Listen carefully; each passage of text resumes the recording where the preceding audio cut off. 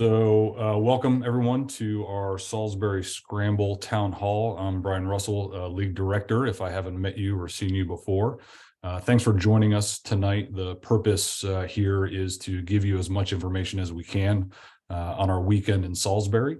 If this is a first time for you coming to one of our weekend events, great. We will walk you through what to expect. And even if you're a veteran and you were with us at Browns Creek, we will call out some of the things that are different about Salisbury than Browns Creek. And as we go along here, I've got several members of the league staff to help us with that discussion and point some things out.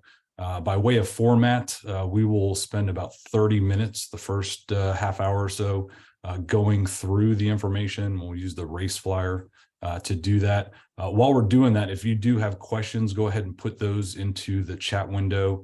I've got Shel Frost, our programs director, and Sean Moore, our coach and team development director. They are co-hosts on this session, and they will answer any questions they can as we go along. And if we don't get those answered at about the 30-minute mark, we will transition to a question and answer period and just address any questions you've got about the weekend coming up. I will start with the elephant in the room by really not addressing the elephant in the room, but we are looking at some not ideal weather out in Salisbury this weekend. But I will cover that at the end in terms of how we make a decision on a weather call. That will happen tomorrow.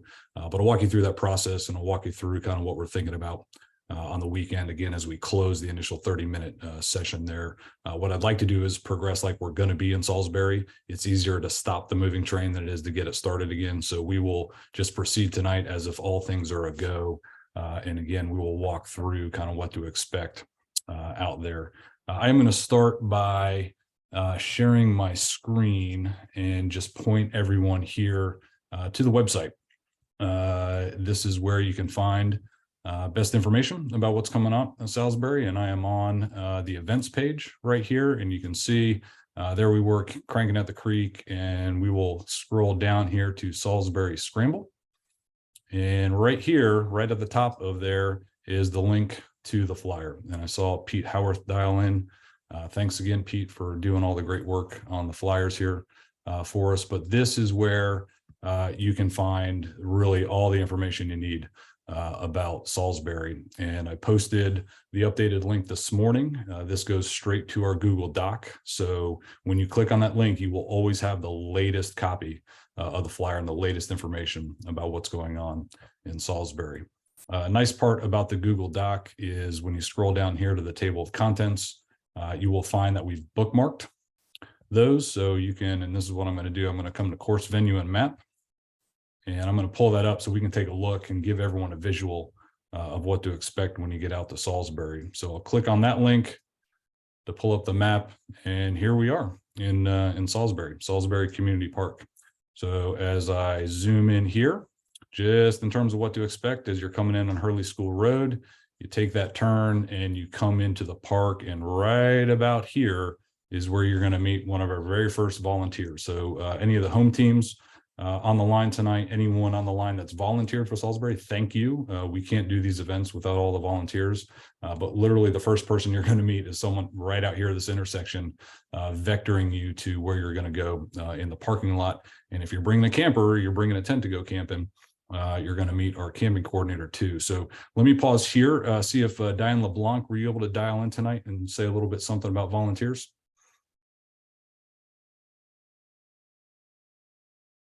I saw Jeff LeBlanc on the line. Is Diane with you, Jeff? Or yeah, Diane's with me, and she's like running here. So just like she does on the weekend, making sure all our volunteers are getting everywhere. Oh, Diane, okay. Diane, what you got about volunteers for Salisbury? So we are lacking some volunteers. We had some people that had signed up for places who have canceled. So one of the mission critical needs that we have are 7 course marshals for our event.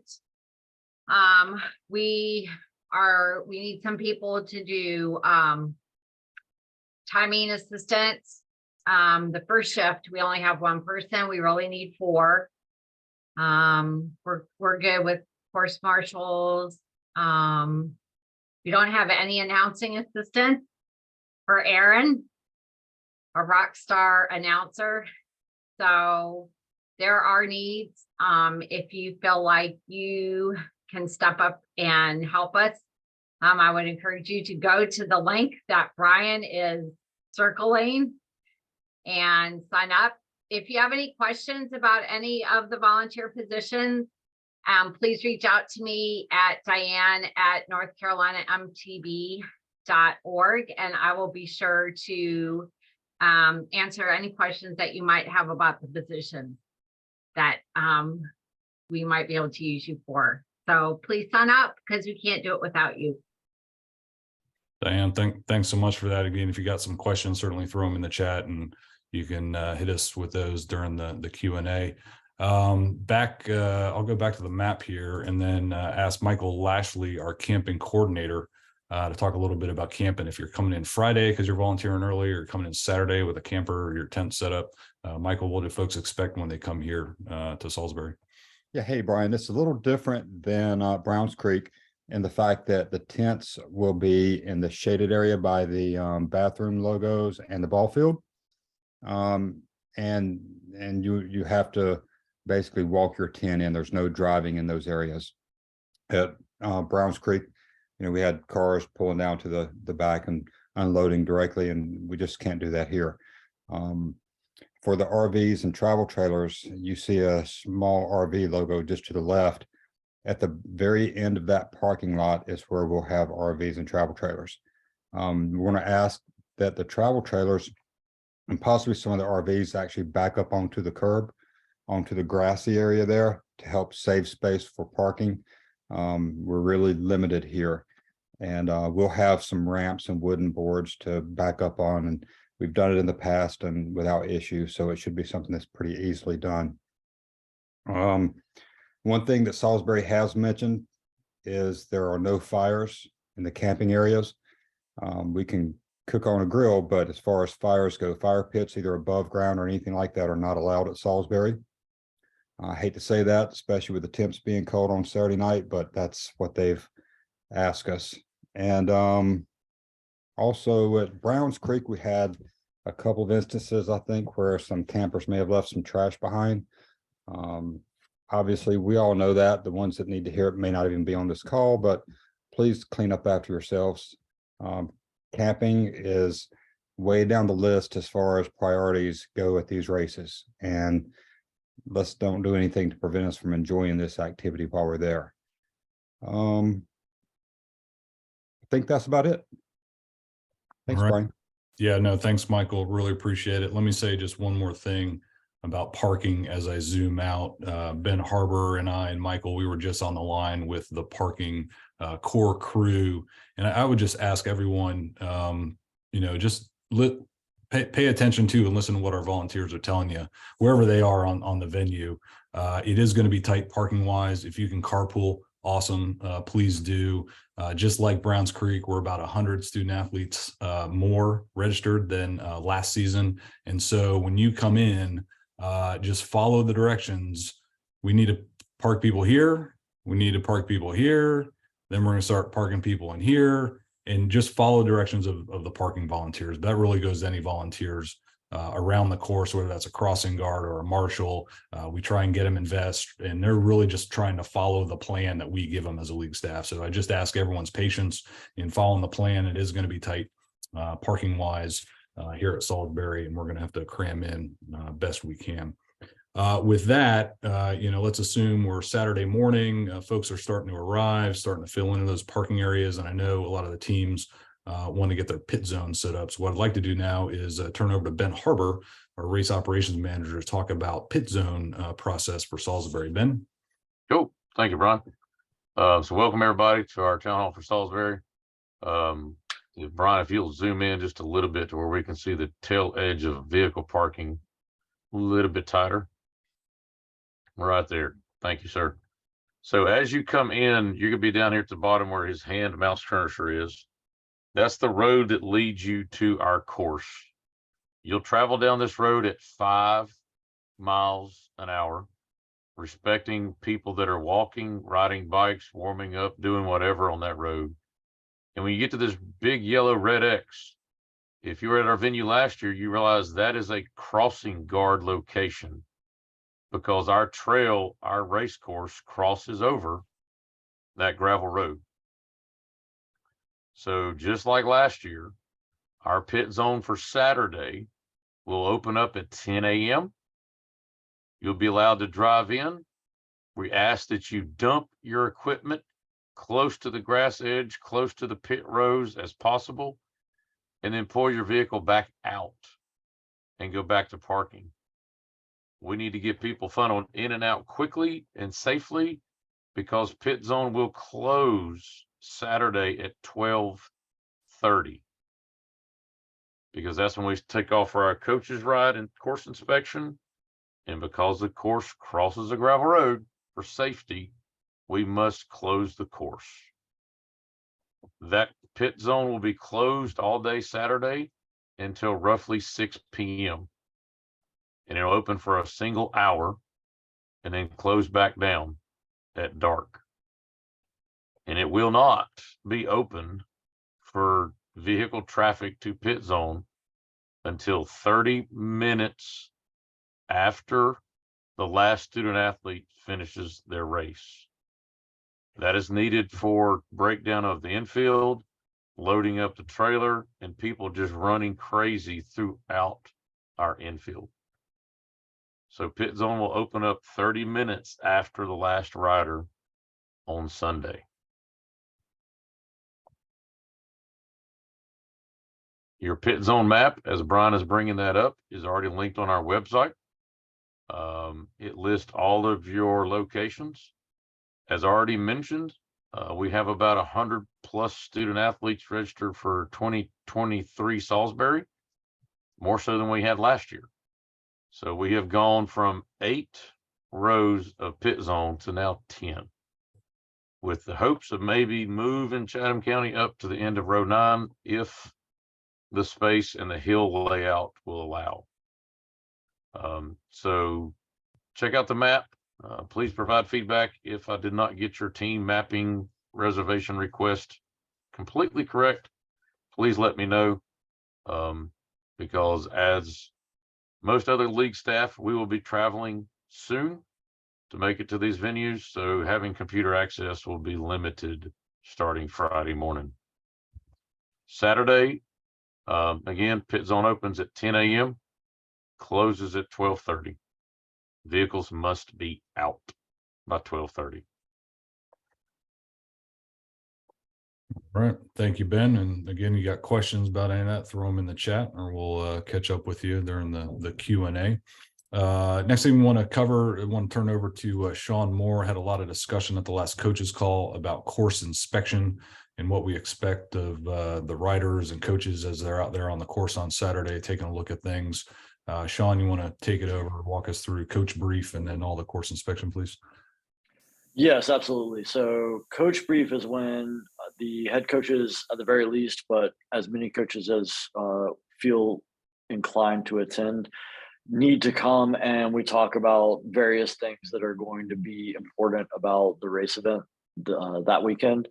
And also it's a reminder of certain things that need to be in place. And so one of the big ones is the course preview, which is divided into 3 sections. And so this course preview is going to start at 1:30 for student athletes.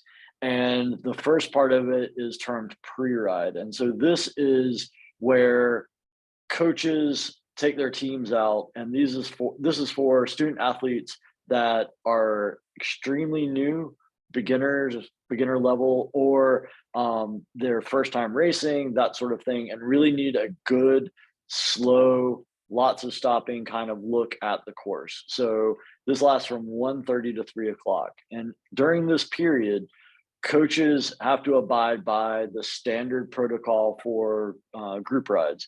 So there has to be a level 2 or level 3 coach as the leader of each group. And they have to have a ratio of 2 coaches to 8 student athletes or 1 coach to 6 student athletes. The thing that I really want to stress with this is that the coach must lead the group. This is something that I've observed a couple of times now as I go out, is riders ahead of the coach. And one of the issues that we have is that those riders are going too fast. They're not riding with the intent of stopping and looking at lots of features. And so this pre-ride under a red flag condition is for stopping, looking at things, talking about them. This is not a continuous ride. And so student athletes that are looking for that should not be on course at this time. That's counterproductive to what everything else is going on.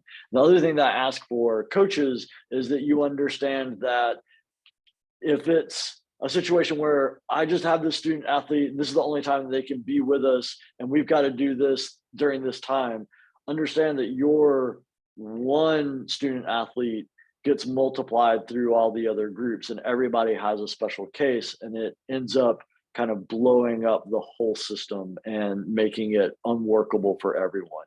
So 1:30 to 3 o'clock, lots of starting, lots of stopping, lots of looking at things, lots of talking about them with your beginner student athletes. Then after that, at 3 o'clock, a yellow flag goes up, and from 3 o'clock to 4:15, we have again a coach-led group, but this is for maybe those student athletes that have been riding for a while. This might be their first race, but they know how to mountain bike. They're not new to the sport, or they're familiar with everything, but they maybe haven't been to this venue before. So under a yellow flag, slower pace, but it's continuous, no real stopping and starting. So if you have student athletes that need to look at things, they need to be participating in that pre-ride and not the re-ride portion. This is where we're going out and we're just taking kind of a slower paced lap or a couple of laps. Again, coach-led groups, just like in any other group ride situation. So 2 coaches to 8 student athletes or 1 coach to 6 student athletes. And it has to be led by a level 2 or level 3 coach, just like any other practice ride. After the 4:15 period ends, the yellow flag will switch to a green flag. And from 4:15 to 5:30, this really is for your experienced student athletes, your JV1s, your JV2s, your varsity riders that have been racing and have raced before. This is where they get to go out, and this does not require a coach to be on course, but they do have to ride with a buddy. So they have to be at least with one other student athlete. And one of the things that I'm asking is that our experienced coaches, and I'm going to talk briefly about that for a second, but experienced coaches, this is an opportunity for you to get out and kind of do some laps, but with the idea that you're out there sort of serving as a course marshal. You're not out there just to joyride. You're out there purposefully to make sure that if something were to happen, that an adult is sort of not that far behind, that has the experience and the training necessary.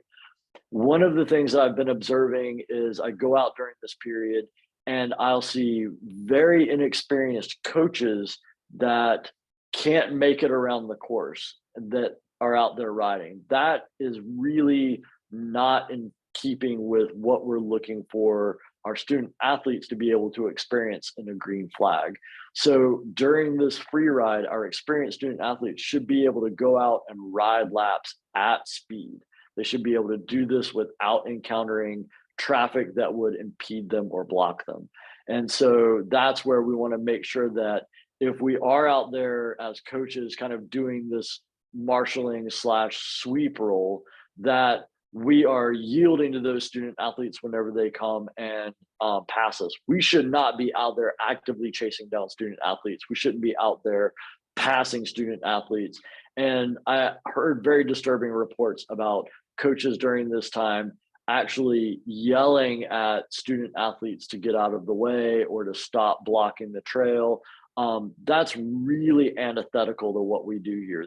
This entire weekend is not about us. It's about the student athletes. And so everything we do, every time we're on course there to support the student athletes, not simply, I'm looking to get a ride into. That's really not the spirit of what we're trying to do with this.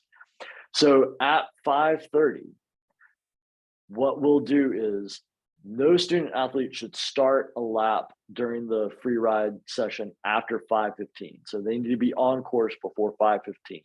And then at 5:30, coaches meet with me at the start chute, and we will go out and we'll do a sweep lap to make sure that all student athletes are off course. And that will be the conclusion of the course preview time. And at that point, the course will close and there will be no more riding until we start racing the next day. All right, Sean, thank you very much for that. Again, you got some questions, go ahead and throw them in the chat. We'll catch it during the Q&A. I'd like to go now. So we're still on Saturday, and even before some of the student athletes get out for course inspection, we've got some program things for them. So I want to turn over to Shell now to talk through some adventure and grit activities, which are a little different, either the time they're starting or things we're doing here at Salisbury. So Shell, you want to take it over? Yeah.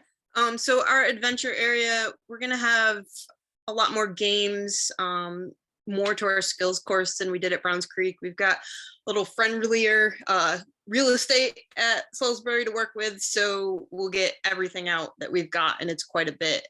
So we're also going to plan to open that at 12:30 so that student athletes who are there waiting for pre-ride to start, just hanging out, they can put all of that to use right at 12:30, and it'll be open until 5:30.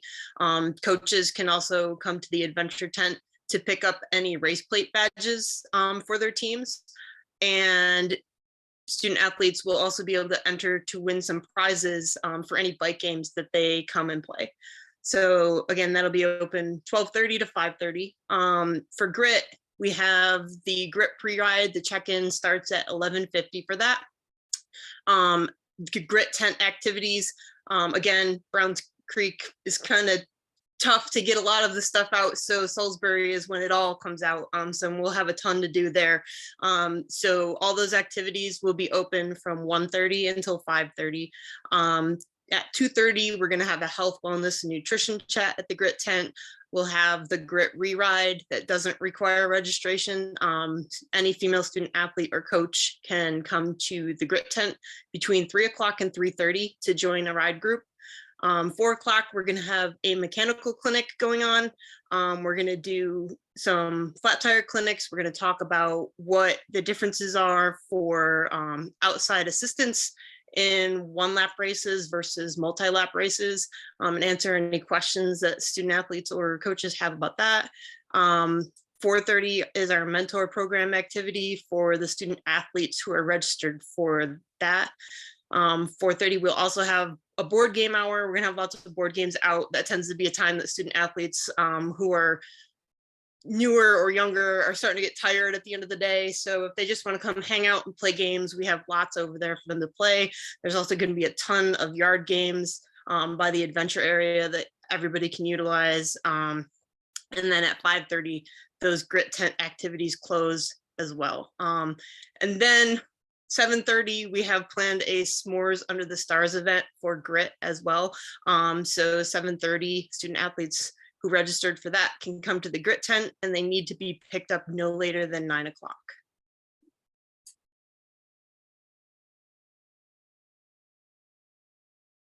All right, Shell, thank you very much. Again, if you have questions, go ahead and throw them into the chat window, or we'll catch you during the Q&A. Want to talk about Sunday now in our last about 10 minutes or so here, and a couple things. Let me go back to the website and just point out to everyone that we do have the call-up lists posted. I think everyone was pretty much a fan of how we were doing call-ups. So here it is on the website. Click the link, and for every wave, category, and field, you will see the rank order of the call-ups, and coaches will still line up by team and staging area, and yours truly will start calling off the rank order, the name and the team name, and call them into the start chute. We're pretty well deconflicted from pit zone. We're kind of down the hill. If we go back to the map here real quick, this nice long start chute. Here's pit zone. Here's our start chute. Yeah, that's going to be a climb. That's uphill, everybody, right there. And so here we are where we're staging them. This is the staging area down the hill. So same call-up procedures as last time. What I do want to talk about though, and bring out to everyone's attention also back on the website, we did have some issues around the start shoot last time, and it made me take a look at basically our new pet policy. I love Fido as much as the next person, but what we can't have happen is what happened at Browns Creek on this picture here. And that's a dog walking out into the start chute and getting in front of our riders and causing a wreck. So the summation of the dog policy is keep your dog under control if you're bringing them. Don't bring your dog anywhere near the race course. So it's got to be on a leash, non-retractable. We can't have anything like this happen again. So if you are bringing a dog, got to keep it under control, got to be on a leash, and don't bring it near the course, just so we don't have that issue again. And just in terms of the start shoot, I didn't crop the photo or anything. We didn't have a gentleman's face or anything, but look at him leaning into that course tape right there into the start shoot. Race crew does a great job of giving some offset to those riders in the start shoot. So we give them some room, but as they're coming down the start chute, they're going to spread out and they're going to try and get ahead of each other. So they're going to be close to that tape. I'd ask everyone to stay back from the tape, particularly around the start line. As those riders are coming, we might put a couple more implements in for Salisbury just to make sure we've got some distance around the start line. So please, respectful distance around the tape on there. And if you're bringing an animal, please keep that animal under control. Back to the flyer wave schedule. Let me scroll down to wave start times, because those are different than Browns Creek. If everyone recalls, because we had a lot of unknown riders, we really put some time in between categories and fields, particularly in the middle school wave, upwards of 15 minutes sometimes. Not as much gap between categories and fields right now, reduced for middle school down to 5 minutes, and a lot of the other categories, as you scroll through here, really are just going to launch 2 minutes apart. Again, the way we've ranked all the riders, faster is up front, and we're just going to send them out. So we do save quite a bit of time here at Salisbury, unlike Browns Creek. I might make one more change to these wave schedules in the morning. We might just shrink that time a little bit more between fields and categories to save us a little bit of time. But again, it will always be in the race flyer, the most current version, and refer there for your staging time and when the race is supposed to start on there. Okay, and with that, I think what I'd like to do is turn back either to Todd or Ben, and we'll pull up the map again. Can you talk Teardown and Pit Zone, kind of how we're doing that at the end of the race, just to make sure everyone's clear on that? Yes, sir. Go ahead. Want me to take it, Todd? Take it. Cool. I'll do it. Yes. So Teardown, typically we have volunteers, and then we have unsigned, unregistered volunteers that help us tear down the course. That includes stuff on course, which our course marshals have been great about bringing stuff back as they come home, and all the infield tape that we do from the bridge all the way up to the finish, the start line, all that. If you're gathering a lot of our race course equipment, we ask that you bring it to those 3 blue houses, which will be our registration, our merchandise, and volunteer sign-in, and our league trailer. It'll be roped off like it was at Browns Creek. So if you could bring all those supplies and equipment back to the trailer and make a nice organized-ish possible pile of all the stuff, our equipment coordinator will be able to load that quickly and safely into the trailer. And then hopefully that'll coordinate well with about 30 minutes after the last rider completes their race. And we'll be able to open up Pit Zone there at the yellow square. When you come into Pit Zone, you're going to come in that road. And then again, similar to last year, we're going to park your vehicles on the left side of the gravel road in front of or around the food trucks. Some vehicles may go all the way down to this gravel turnaround, the first one you see right there near the porta-johns. So some teams in the lower sections of Pit Zone will go down there and park in that parking and go back out. But Teardown is simple. Just bring it all back to the trailer, and we'll do our best to get it packed up as quickly as we can. If I missed anything, I will ask Todd, my cohort in crime, to correct me or add to. You got it, man. Sweet. Okay, thank you, team. And that brings us really right about the 30-minute mark, which is right on time. So let's go to questions you all have. I haven't been following the chat window, so Shell or Sean, if there's something we need to call out for everyone and answer, that's great. Otherwise, go ahead and raise your hand, and we will call on you to ask your question. Tell us who you are, what team you're with, and what you got. Hey guys, it's Rich Suriana. I've got a question for you. Go ahead, Rich. So with regard to your danger spots that you were concerned with the crowd being close, maybe form an inner and outer perimeter, and, you know, for a 10-yard span, if you're concerned with safety and like a tight turn where they're coming in hot, or right there at the front where the chute kind of funnels in, for lack of a better term. So this has been, I'll try to answer that one. What we're going to do at Salisbury, as you remember, we funneled behind the food trucks and then made like an S turn as we got the chute tighter and tighter, and then funneled into the woods to the single track. All of that from the wood line, as far back as we can get it, will be snow fence on the gravel road side. It will not be the 2-row of tape. It'll be actual snow fence to do our best to do that crowd control. Down the start chute, it's an extremely long start chute, and we are obviously working our best with the equipment we have, the number of stepping stakes, number of rolls of tape. So we're looking at the potential of doing some sections of that. I'm not sure if we'll do it all or not, or any at all. And it just be based on the supplies we have for the venues. Gotcha. Did that help answer the question? Yes, sir. Thank you. You're welcome.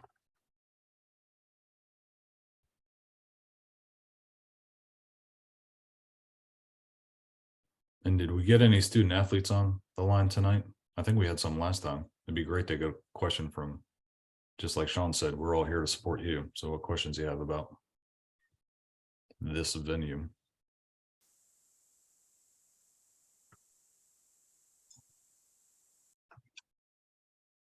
Brian, or whoever else, what are the, I was 5 minutes late, so I'm sorry if I missed it, but what are the thoughts so far on the weather or contingency plans for the cold?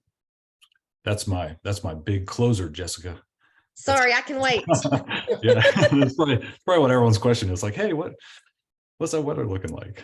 So yeah, I'll cover that right at the end. I want to close on No that. worries. All right, thanks. Way ahead. Yeah, sure thing, Jessica.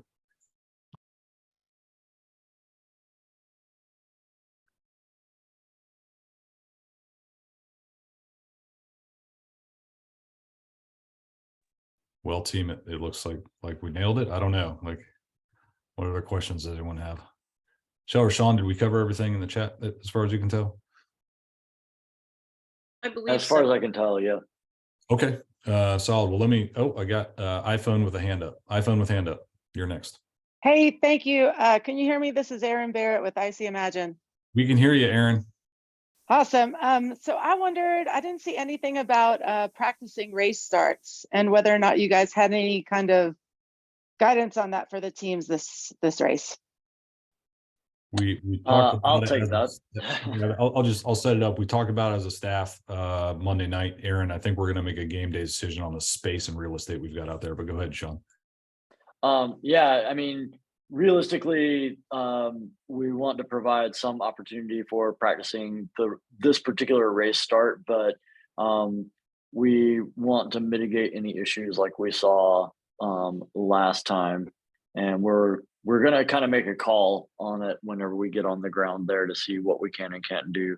At the very least, we'll be able to have an area adjacent that they'll be able to practice, since there is that open area to the right of the start chute, and that will provide the same sort of terrain for them to practice that start in.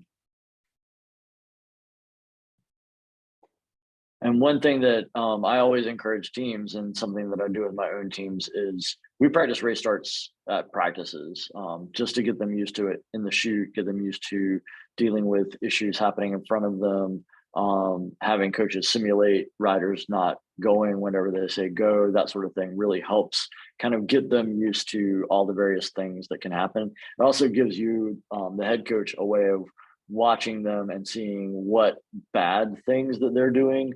I have student athletes that consistently are like looking to the side, which means that they're kind of riding diagonally across, and really getting them to correct that by getting them to look forward whenever they're doing the start, so that they can kind of focus on that, not worry about the things that are happening around them. Everything they need to focus on is in front of them, and that's where they need to put their attention.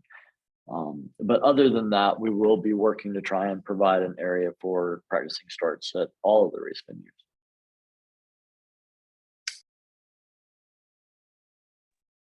Aaron, did that cover it? You still have your hand up. Oh, I'm sorry. I didn't know I had to turn it down. Yes, that covered it. Great. So we should just, at the race, we'll have some sort of guidance on practicing race start. Yes, that'll be a part of the coaches meeting on Saturday. Okay, awesome. Thank you. And I think Eli has a hand up. Yeah, hi. This is actually Chris, Eli's dad, Chris Novak, from the McCougars over in Chapel Hill. I have a question. If you could just repeat where you need the most help for volunteers. I'm kind of new to this, and I was hesitant to sign up for more than I could handle, but I'm happy to volunteer more if you can specify what you need help with. Well, one, thank you for agreeing to volunteer. We'll put you just about anywhere. But Diane, do you want to go over some of the critical positions again? So sure, thanks, Brian, and thank you, Eli's dad.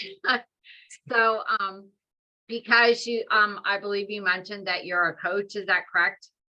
Yes, I'm a level 1.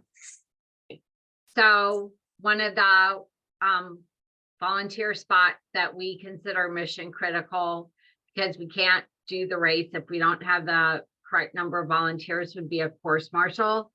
All of our roving course marshal spots are taken, but I'm talking about a static course marshal.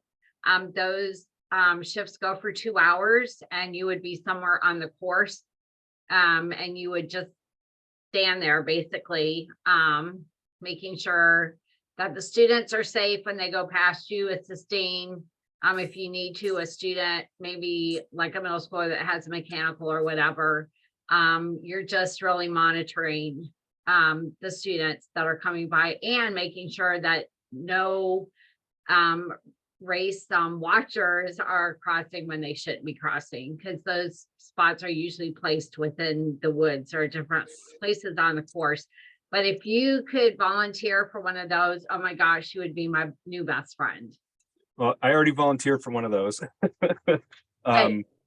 But maybe I can stand for another 2 hours. The problem is I have Eli with me, but I don't have any other parent around to check in on him. So I'll have to see if I can find a time that makes sense to do that. Or I could pick another position if there's something else as well. So let me just, if you could just email me at diane@northcarolinamtv.org, we'll just kind of have that back and forth conversation. Okay. Awesome. Thanks. Yep. Thank you so much.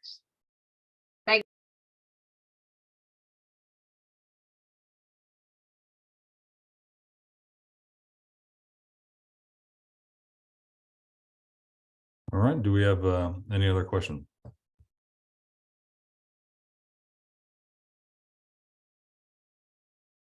Sounds like we just about got it covered then. So let me go through one, what is the standard process, but two, a couple things that have my attention for this weekend as it relates to the weather.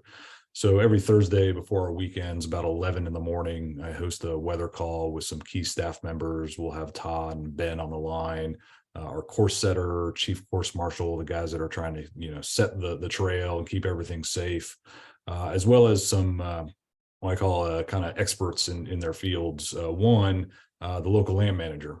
So we'll have folks from Salisbury on the line giving us reports on trail conditions and how the weather might impact those trail conditions.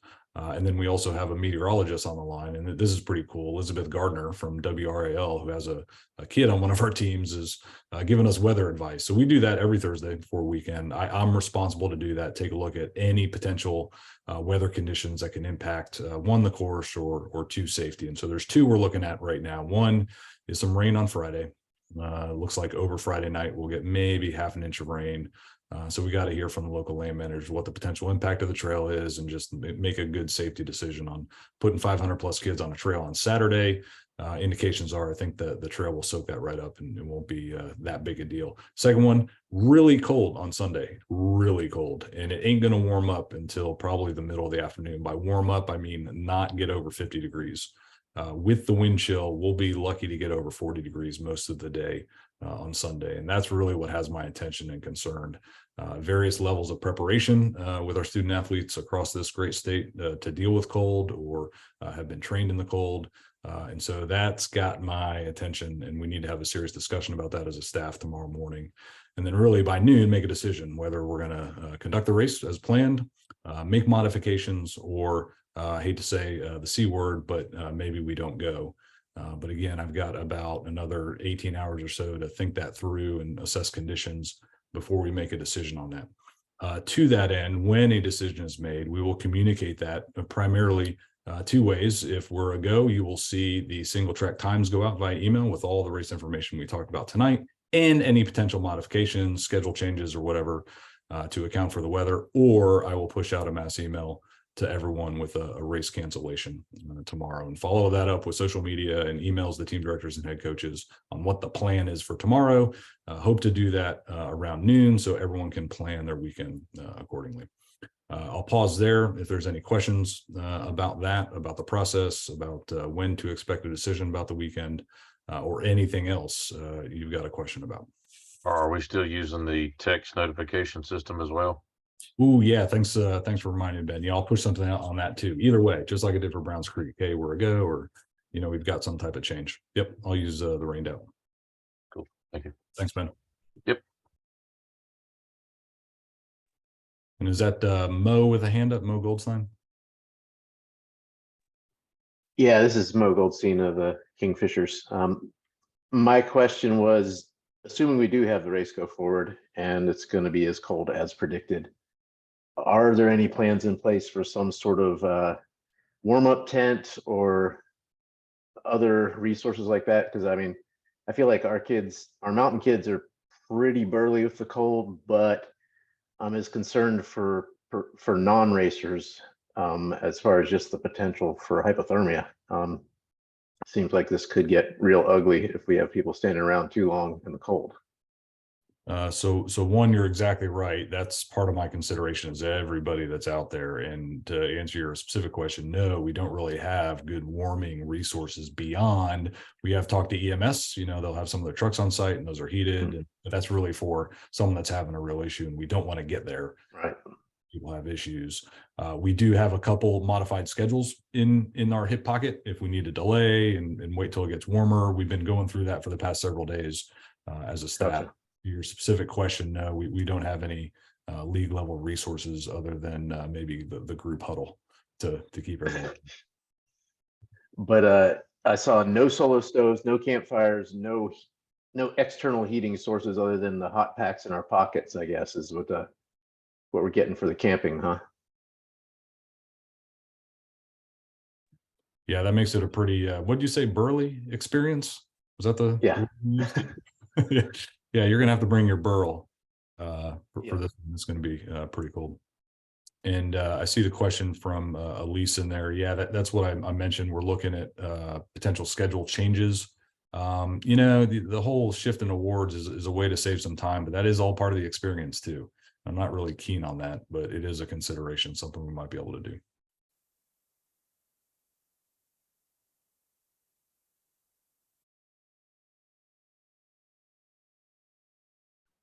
And do we have any other questions from anyone?